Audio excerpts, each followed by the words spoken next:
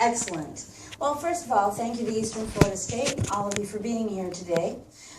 Before we start to determine whether or not cannabis really should be your right, we have to understand what rights are and the role of cannabis in a healthy community. When I did my research, I found that rights are really legal, social, and ethical principles of freedom or entitlement. We have lots of different kinds of rights, starting with inalienable rights. A friend mentioned to me when we were talking about this, he said inalienable rights are the ones that you would take with you even if you went to Mars. Inalienable rights are often thought of as natural rights. So in the natural rights, what we have in the Declaration of Independence is the natural right to life, liberty, and the pursuit of happiness. When you're talking about rights, you also have human rights. Human rights are morals or norms that have been established and have actually been codified into law. International law accepts some rights as human rights, and most human rights are also understood to be inalienable. Remember, an inalienable right has been endowed to you simply for being human, because you were created. Now, in terms of rights, we've also decided that some rights need to be written down. Not all rights are inalienable. Those rights include constitutional rights. At the Constitutional Convention, where we passed the Constitution that we have now, Benjamin Franklin said that the Constitution as we know it is an imperfect document. That's why they passed the first 10 amendments, which we came to know as the Declaration of Independence, and that's why they left the ability for each and every person to have a mechanism for amending it. So there's more rights. There's statutory rights, there's common law rights that have been identified through the courts. But for my argument today, we're going to talk about natural or human rights, inalienable rights that they are, and your constitutional rights. But really, you have to understand the place of cannabis in our lives and in our society for you to understand why cannabis rises to the level of something that should be constitutionally protected. The role of cannabis can be traced back through human history all the way to 3000 BC. Now, in 3000 BC, the Chinese emperor was already acknowledging that cannabis was a medicine that should be of highest report, and it was left in the Chinese pharmacopoeia as early as 3000 BC. Cannabis is kind of our buffalo. Everybody's heard about how the Indian used all parts of the buffalo. The cannabis plant's our buffalo. The cannabis plant, both male and female, both the flower and the stalks, the stems and the seeds, they all have uses for mankind. The flowers and leaves can be dried. They can be used for disorders from menstrual cramps to seizures, from asthma to seasickness. You can be created by teas, tinctures, salves, eaten, but for rapid onset, for immediately being able to tell the amount of the drug that you have consumed, the plant that you have consumed, vaporizing or combusting is recommended. That's going to get you immediate relief if you're using it as medicine. But the stalk and the seeds have value to humanity. They have value to humanity in that we make houses from them. We can create our clothes from them. From the fiber, we can create paper, and from the seeds, we can create oils.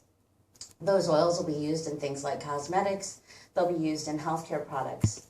You have to understand that the question of cannabis has not always been. But since the early 1900s, the United States government and power brokers within our community have besieged us with lies. They sought to separate us first from the plant by taxation.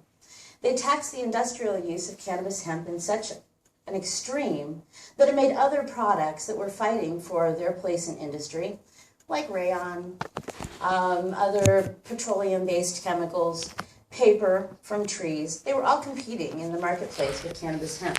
And they used taxes to make this product not as profitable as the next one. By the 1970s, when Congress passed the Controlled Substance Act, people had mostly forgotten in this country the role of cannabis in our history. But other states did not stop. The United States in 1970 said, that's it. It's controlled Schedule 1 drug. It has no accepted medical value. It cannot safely be used in the United States. And it has a high potential for abuse. So therefore, if you want to study it, you must study it with the construct that it is a drug of abuse. But that didn't stop other countries. And this is the part where it becomes your right. In the 1990s, scientists discovered that you have an endocannabinoid system. Endo means being produced in the body. Cannabinoids are those base chemicals that are created by our plant. So cannabis is a right because in your body you have an endocannabinoid system. That makes it an inalienable right. The only plant that will produce the chemicals in the perfect ratios that you need is found in this plant. It's a human right because the UN has acknowledged that the ability to have health care is a human right. This plant will feed me, it will heal me, it will clothe me, it will house me, and it will provide me a sense of well-being. Even in Genghis Khan's time in the 1200s, he offered religious freedom, and religion has been using this plant since and documented since 2000 BC. However, today, we do not even acknowledge our First Amendment right to have access to this. The Ninth Amendment to the Constitution and the Declaration of Independence says that rights not particularly in the Constitution shall be retained by the people. The 10th Amendment goes further and says that the states have the right, as we discussed earlier, to take upon themselves things which are important. I'm going to prove that because government has perpetrated a fraud on the American people on such a massive scale as to cannabis, it is beholden on us to add cannabis to the Constitution in order to protect future generations.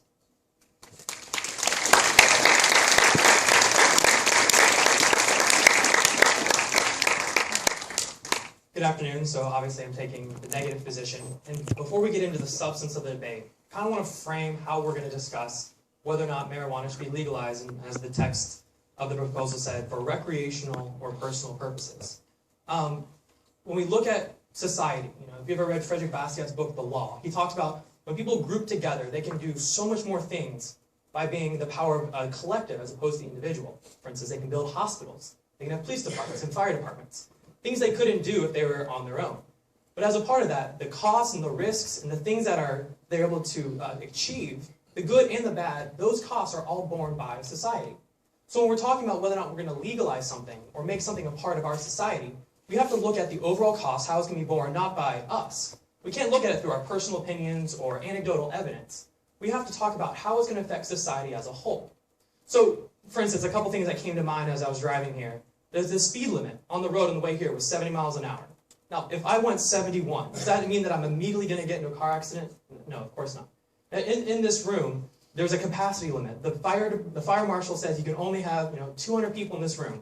If we put 201 in this room, would chaos and carnage erupt? No, of course not. But what happens is that we evaluate risk. And at the risk of people driving faster than 70 on the highways, or having more than 200 people in a room, those risks are what we want to minimize and alleviate. So when we're looking at proposals like this, we have to look at it through the lens of the government tells us all the time we can't do certain things because of the risk that would come to society. Smoking indoors. We're being told right now by our government we can't smoke indoors, but because that the risk of secondhand smoke and things like that, we don't want those costs to be borne by other people who didn't make that choice. So as we look at this proposal, whether or not to legalize marijuana, that's the filter we have to look in. We have to look at it from a societal standpoint. And all these proposals really go through three major boxes. We look at the fiscal impact on our state, we look at the societal health impact, and we look at the legal impact. So if we start with the fiscal impact, we can obviously go to Colorado and see how this has fiscally impacted the state. If we want to talk about societal health, we can look at all the states that have legalized medicinal marijuana. And we can look at all of the scientific institutes that have addressed whether or not marijuana has medicinal purposes. And spoiler alert, there's 12 of them that have come out one way or the other, and they've all come out against medicinal marijuana. When we look at the legal impact, we talk about the rights of people and the rights that individuals have to do certain things. But we also talk about the rights of the government to have an organized society and to reduce the amount of the net negatives that can possibly impact that society. So for instance, we're talking about the fiscal impact. If we talk about looking at Colorado, and the driving while high is obviously an extreme danger that states want to reduce. And after the legalization of recreational marijuana in Colorado, they saw a 46% uptick in people driving while high. Now that kind of seems like, how does that really affect me? I wouldn't drive while high.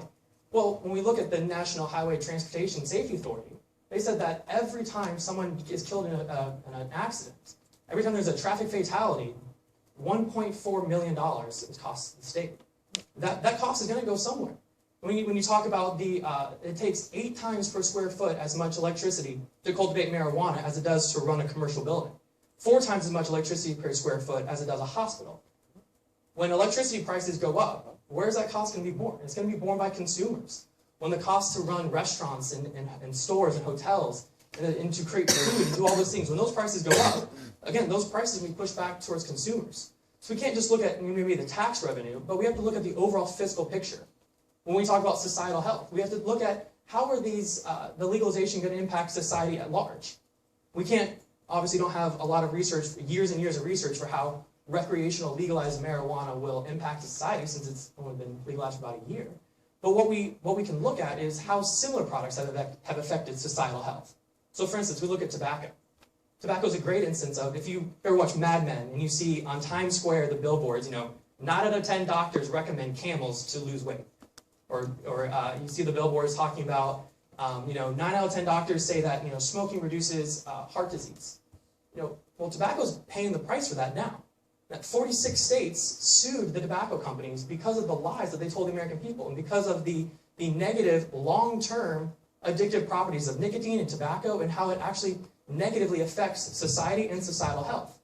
The tobacco companies today are paying $8 billion a year to the states for 25 years because of the negative societal health impacts of tobacco. And no amount of tax revenue is going to offset the costs. Nationally, the states bring in about $25 billion, I think it's $28 billion a year in tax revenue off of tobacco products. It costs the states over $200 billion a year due to the negative health impacts. So if we're talking about I urge you as we go through this debate, look at the big categories. Look at it from societal perspective. Look at it from a legal perspective. I know my time on the intro is running short, but the legal perspective, when we look at, this isn't about someone going to jail for a joint. That's never what this is going to be about. If we're talking about making it possible for people to get help and get treatment, that certainly is the priority.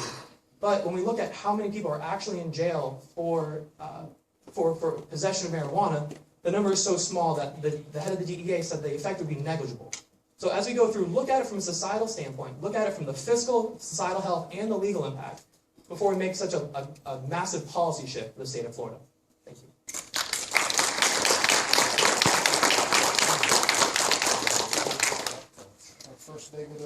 Our first affirmative rebuttal. Well, that was fascinating. I took lots of notes.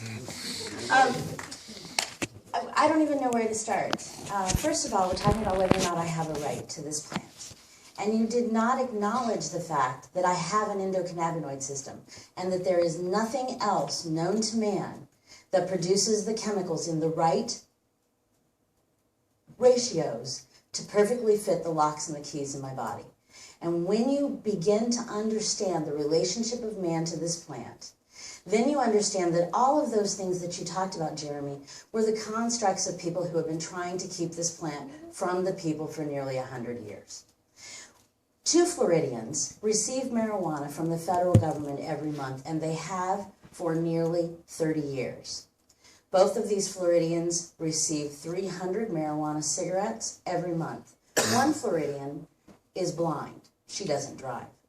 The other one, however, is a stockbroker, and he routinely drives down the road smoking a marijuana cigarette, and has for 30 years.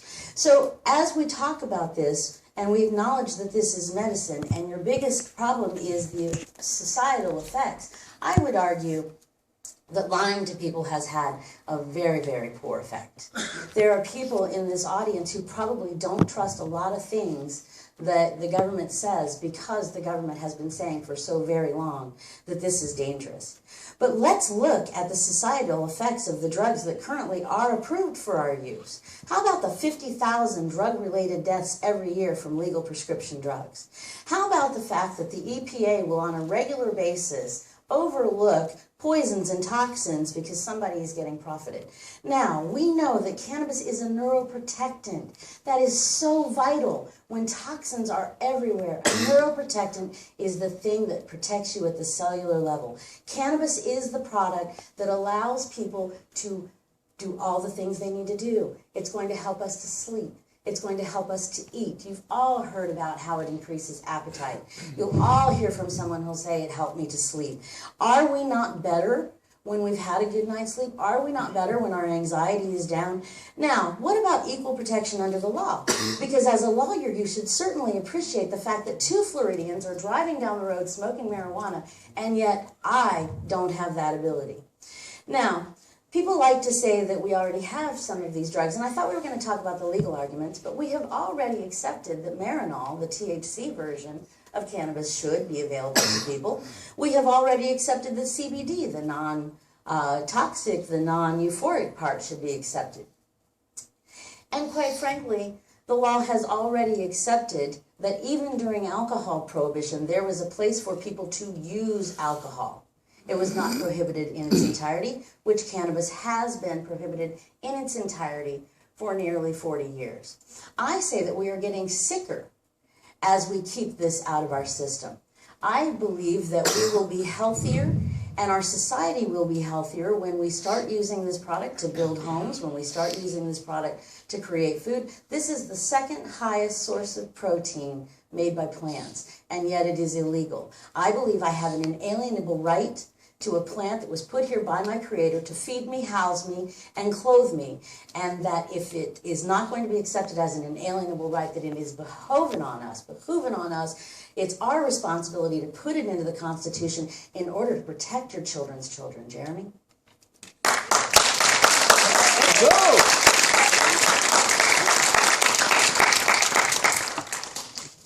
4 minutes, sir. Thank you. So begin with one of the last things you said. Excuse me. You said that marijuana is prohibited in its entirety, but I wanted to rewind that a little bit. Marinol that you talked about is THC. It's part of the marijuana plant, so it's not illegal. CBD, Pidilex, the seizure medication, that's legal, and it's been legal for years. So is Marinol. Marinol, I believe, came out in the 80s. So when we talk about whether or not, and also Marinol THC levels less than 1%. If we're talking about whether or not something is prohibited in its entirety, this isn't it. Second thing, you said that this was medicine. And a moment ago when I talked about the speed limit signs or the building codes, I didn't get to vote on the speed limits outside my house. If I did, they'd be significantly higher. I didn't get to vote on the building codes, or else, we would all have some really scary buildings that we'd be walking into. The reason we don't is because we understand traffic engineers are the ones who get to set speed limits. Building engineers, structural engineers, architects, they get to set building codes. There are certain things in society we say that I don't have the experience, I don't have the know-how in order to do that, so I'm going to let someone that does, I'm going to let them do it. So when we talk about whether or not marijuana is a medicine, I think there's 2 things we have to kind of get straight from the beginning. First, there's 2 parts to the marijuana book, CBD and THC. We all understand this, and you even mentioned before, that the THC is the euphoric, gives you the high, there's that. The CBD has numerous medicinal purposes, has been legal for years, and it's used in all types of seizure medications, FDA approved. So when we're talking about the legalization of marijuana, nobody wants to legalize the CBD, and this is already legal, and because there's no psychotic effect of it. You don't get any high off of using CBD. What people want to legalize is the THC.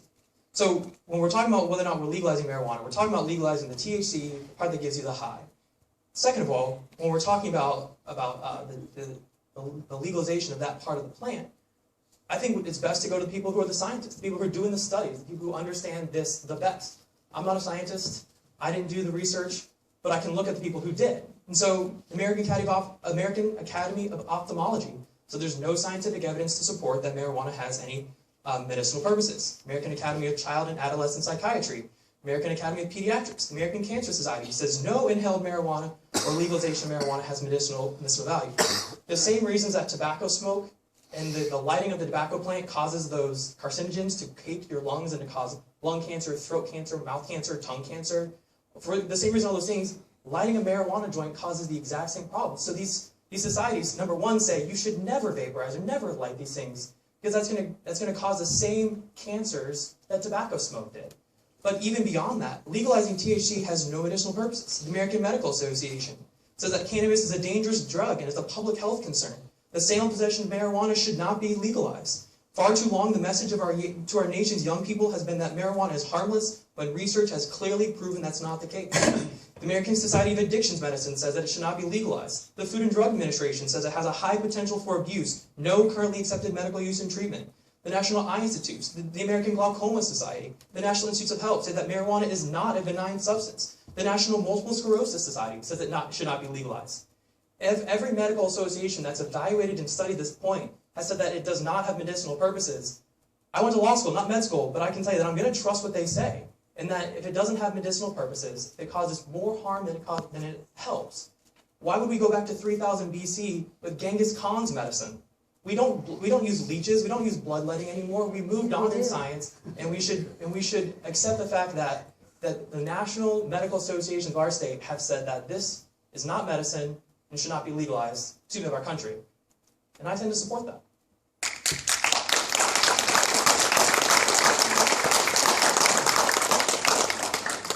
Okay, we've come to our cross-examination part of the debate. We'll begin with our first negative cross-examination. Jeremy, you'll begin. There's 5 minutes for this exchange. My first question, I guess, would you agree that the legalization of marijuana in Colorado led to increased traffic fatalities due to high driving? No. You would not. Okay. Would you agree that that people who drive high have a statistically higher risk of causing a car accident? No. But to get back to driving and the question that you asked about the arrest or the rates of accidents, I noticed that the study that you guys have been pointing to, that a lot of those people who were Sorry, found... you guys. Who's you guys? Partnership for Drug Free America has been pointing to, and other I'm not people. a part of Partnership for Drug Free America. Then let's say the opposition in Colorado. Okay. Part of what the studies that they have been pointing to is increased fatalities. Also, everyone in those fatalities had excessive amounts of alcohol. I'm actually not sure what study you're pointing to, Okay. but I'm looking at the Colorado Highway Patrol, and their latest numbers from last year And show check that, the alcohol rates. Excuse me. They said that in instances where there was marijuana present and was the causing factor. So I don't know what other. If they say that if the Colorado Highway Patrol says that 237 accidents, fatalities were caused by people driving while high, you say you disagree with that? Yes. I studied... Do you think that the legalization of marijuana would lead to increased or decreased workers' productivity? According to South Africans, it increases productivity. And if we're talking about people who are using medicines right now that are not the best possible medicine, and yet they're on disability for something that could be treated by cannabis, it actually could help us get people back to work on a less toxic medicine than the one they're already using. Would you disagree with the London School of Economics study from last year that showed that the reward sensor in the brain that allows people to receive that good feeling for completing a task is diminished, and that long-term growth leads to almost 30% decrease in worker productivity? Would you disagree with that? I haven't seen that study, but I saw one yesterday that said that the chemical that is an oxytocin is something that comes out with your mother's milk, and it's what helps you to bond with other people and have a better relationship, that chemical is found in the cannabis plant. And so for people who have social anxiety disorders, that might be exactly what they need to get them back to work. Well, you agree that's CBD and not THC? No, sir. That's a plant-based medicine, the whole spectrum. You continue to say that CBD is legal, and that's not accurate. Hemp in its entirety is prohibited. Small amounts That's of not THC, accurate. it is. Statute 893 by Florida law says that all parts of the cannabis plant are prohibited. And the only exception that has been written into law is the low CBD bill, and none of those products are available legally through the state. I think we're still talking about federal law allows hemp and federal law allows CBD, which back to our Florida legal law arguments doesn't. would trump state law. Florida Moving doesn't. to one of your other points, you mentioned that our bodies produce this cannabinoid system, Endocannabinoids. endocannabinoids. Would you also agree that our body produces opioids? Absolutely. So should we legalize all opioids then because our bodies produce them? That's not the debate I'm here to have. The debate I'm here to have today is whether or not cannabis should be available in its plant form to people. And I believe that's the right. Let's go. So, but to back to your point was it should be legal because my body creates it, right? It should be legal because if my body So is would that not same producing the principle right not- amounts, then I have disorder in the body. But why doesn't that same principle apply to opioids? That is a debate for another time. Today we're here to talk about whether or not you should have access in its entirety to a plant that will clothe you, heal you, house you, and feed you. And I say yes. What medical associations have said that marijuana has these medicinal medicinal uses? Actually, several, and you have your whole list, but I thought it was interesting. The California Medical Association, after 18 years of medicine, actually came out in favor of legalization, period, because they understand under the current constructs, the federal law Legalization saying of no. medicinal or recreational? Recreational, because you seem to forget that recreational means recreational as well. And so what we're talking about is a better body, a better human being. So if you are endocannabinoid deficient, and you can go look that up, about 17% of U.S. medical schools are teaching about this term, then just like a diabetic needs insulin, just like someone who has problems with a respiratory system, may need therapies, if you're endocannabinoid deficient, you need a cannabis-based therapy. The plant provides it. But we have prohibited this then why plant. has every single major national medical association not come out in favor of at least saying that there is a medicinal purpose? Well, all 12 of these major medical associations says there's no... Is that a question? No medicinal... I'm getting to it. Okay. All 12 of these major medical associations have said there's no scientific evidence, no medical purposes, no currently accepted medical use. If what you're saying is true, then how come we haven't... Last question, and allowed to answer? Last question, go ahead. If what you're saying is true, then how have we not seen any national medical association come out and say, yes, because of this particular disorder, we think there's a scientific medical use? Well, we have.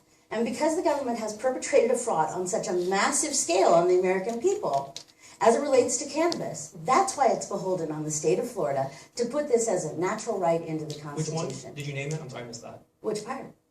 I said, can you name a national medical association that has said because of this particular disorder? Let's look at Portugal. Can you name a significant American medical National association? Institute of Health has pages and pages and pages related to the use of cannabis in medical disorders. They've actually said there's no medicinal purpose. That is not accurate. Look again. I'm sorry, my time expired. Our time is up, thank you. What year were those done? Wait till we continue. We have our next segment, is the 1965. cross-examination led by the affirmative. Jody, 5 minutes to lead the cross-exam. Scary. Let's go.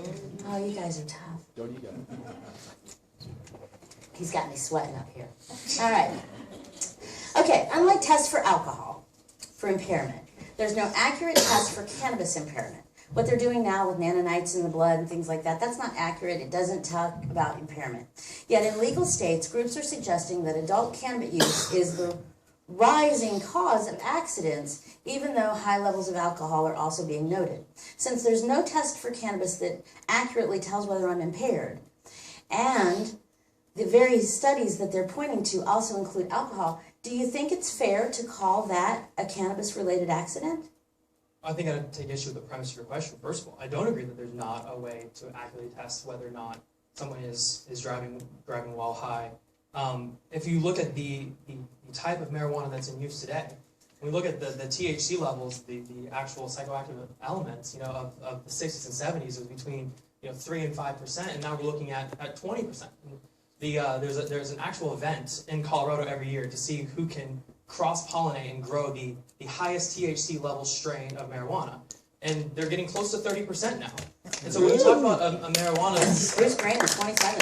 When you're talking about marijuana plant that's 10 times as powerful as it was when the research began on these products. And when we fast forward from that, we look at edibles.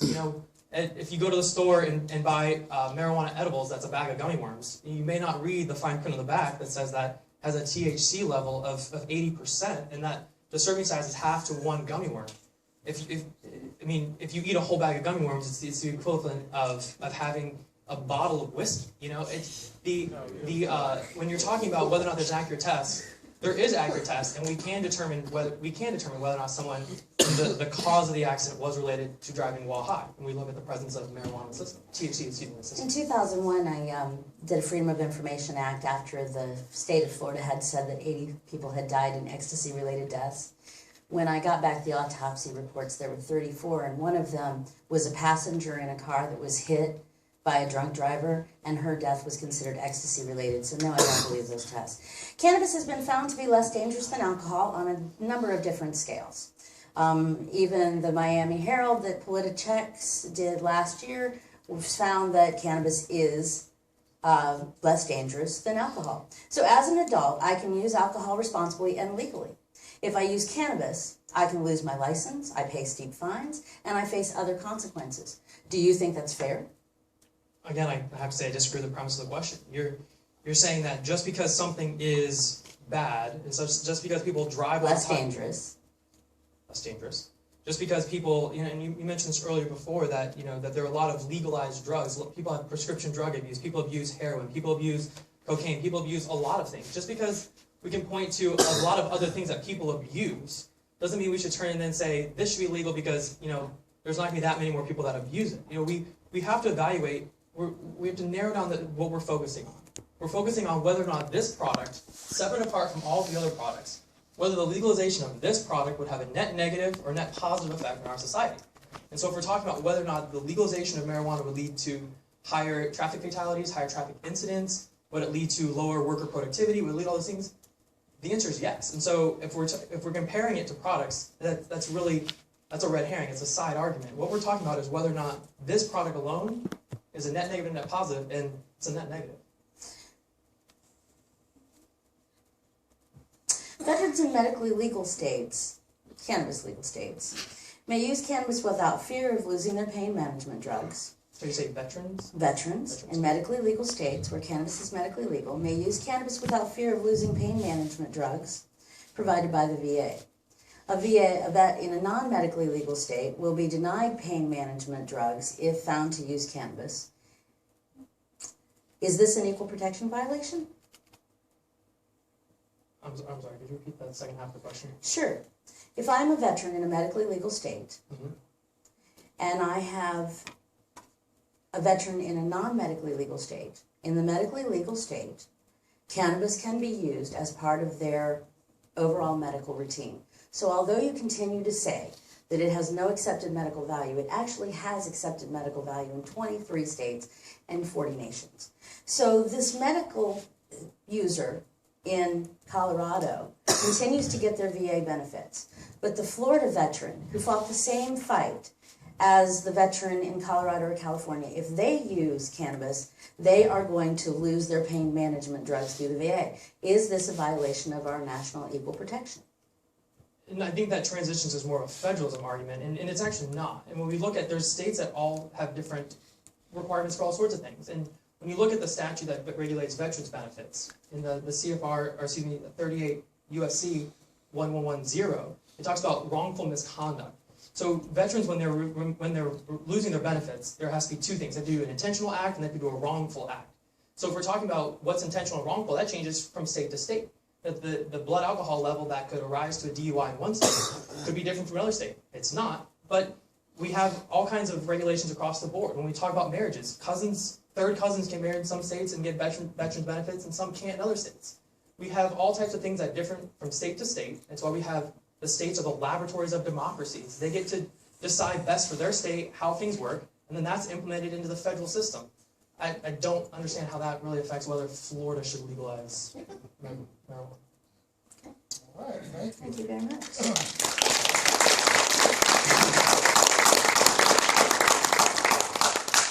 Now, each speaker will be able to provide their closing comments.